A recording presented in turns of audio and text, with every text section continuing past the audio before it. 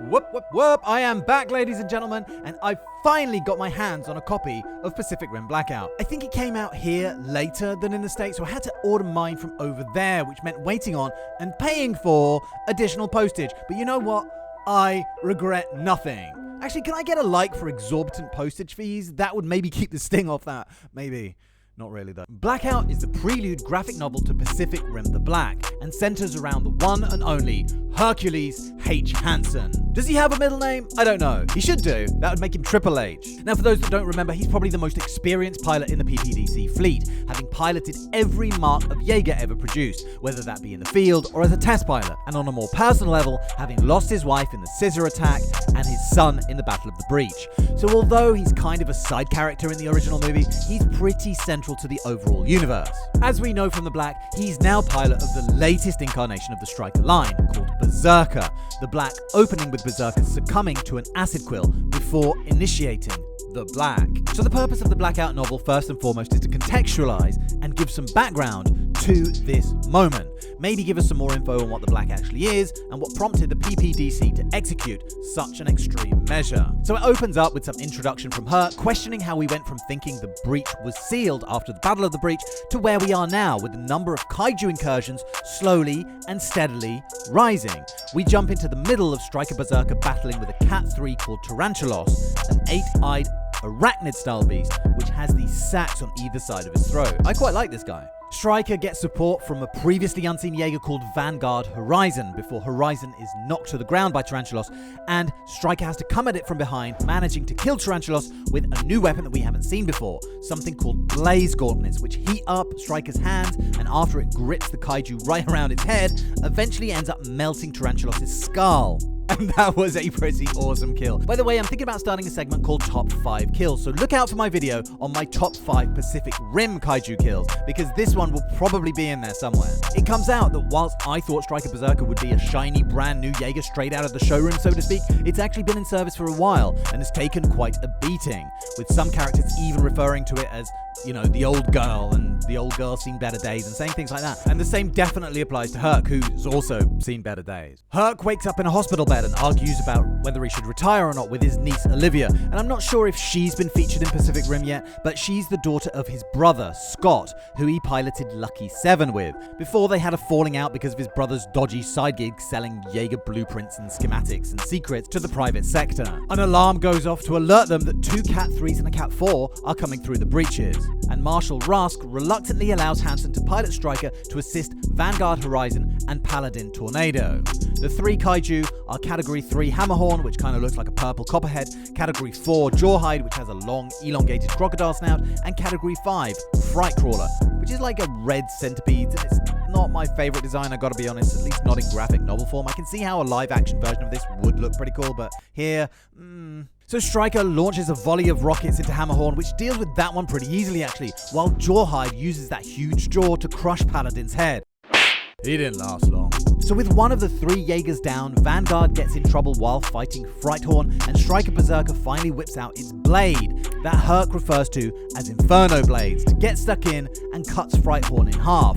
Problem is though, that cutting it in half just isn't enough to completely kill it, and it's quickly back on the attack again, before Stryker manages to rip it apart with his bare hands, and they declare mission accomplished. Which is weird, because you never see what happened to Jawhide. Really, the only thing that I can think of is that it's in this panel here, where Stryker goes absolutely mental and chops everything to pieces, and maybe it was killed there somewhere.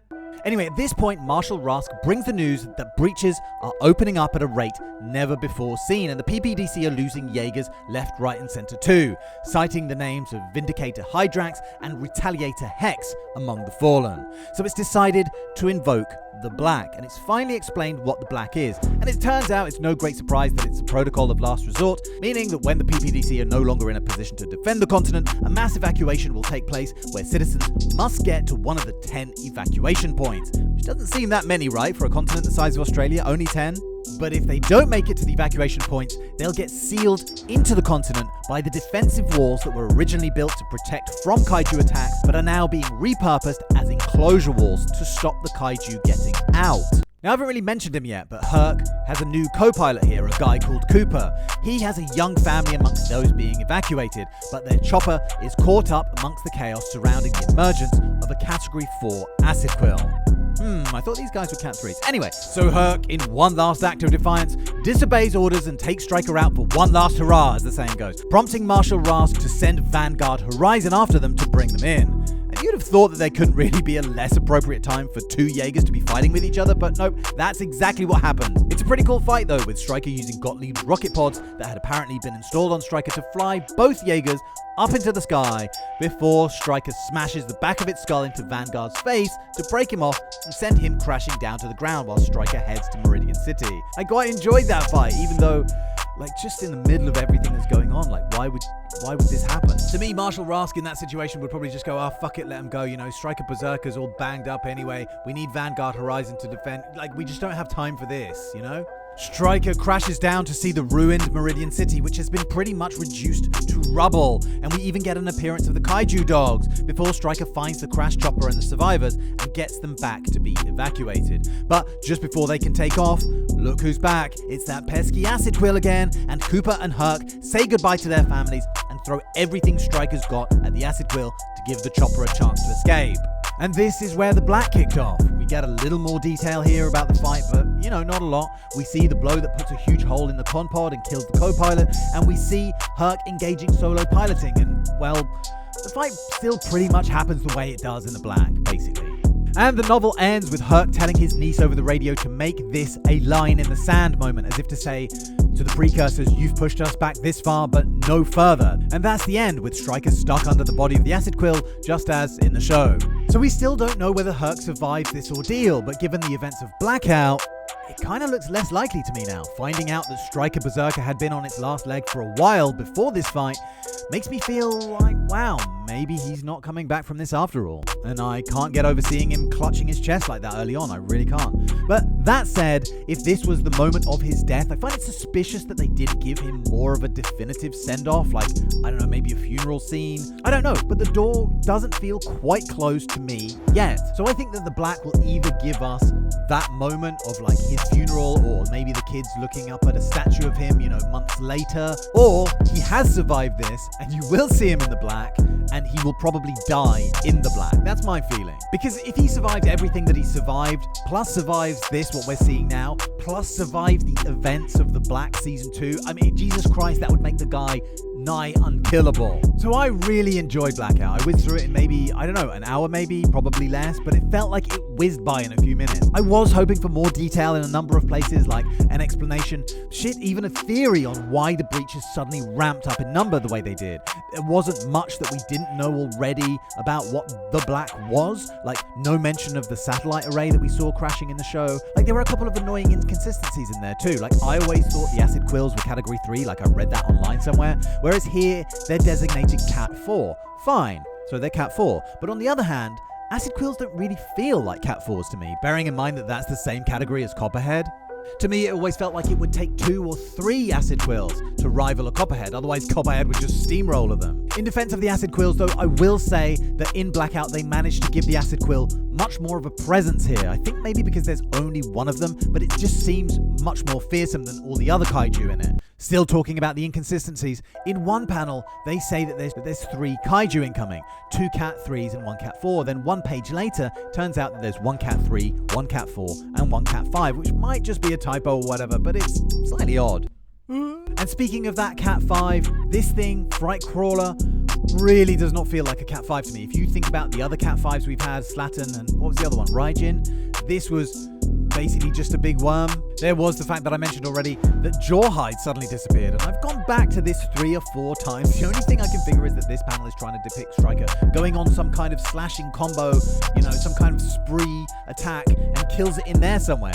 But Jawhide does just kind of vanish. And then the Jaegers are like, okay, mission accomplished. Anyway, in terms of Jaegers, we get Stryker Berserker, of course, and oh man, was I relieved when he finally brought out the blades, because he doesn't do it for a while, and I was thinking, oh god, they've gone and made it kid-friendly, and they can't have blades in a kid's book, and but no, thank god, blades are here. I love the Blaze gauntlets, I thought they were awesome, and the rocket booster was a pretty unexpected touch. We also saw Vanguard Horizon, which didn't have a whole load of character to me, only displaying this laser beam once or twice, not really having any other distinguishing features at all. We also got a glimpse of this guy, Thunder Kinetic, who I really liked. He had this massive hammer arm and put up a pretty good fight against the acid quill before being splashed in acid and going dark. I think I mentioned all the kaiju featured in here already. I think my favorite of the bunch would be the Tarantulos. Man, I love just how mean his face looked, like these kind of piranha teeth and those kind of like tiny beady eyes. I love that. But I have to say that the acid quill actually came off as pretty scary here, at least in comparison to the more cartoony Jawhide and Frightcrawler, and it felt more like a final boss, whereas in the show it felt more like fodder. Anyway, this comic even had me a little choked up at one point, as Herc's niece Olivia pretty much tells Herc she wishes her dad could have been more like him when he spent a lifetime thinking that it was he who was a letdown to her. It was a nice way to round out the human aspect of this thing and give the ending a bit more of a personal connection somehow. So overall, Blackout didn't reinvent the wheel or anything, but it is a good illustration of bits of the story that admittedly we'd already threaded together ourselves, but we'll still enjoy having in front of our eyes.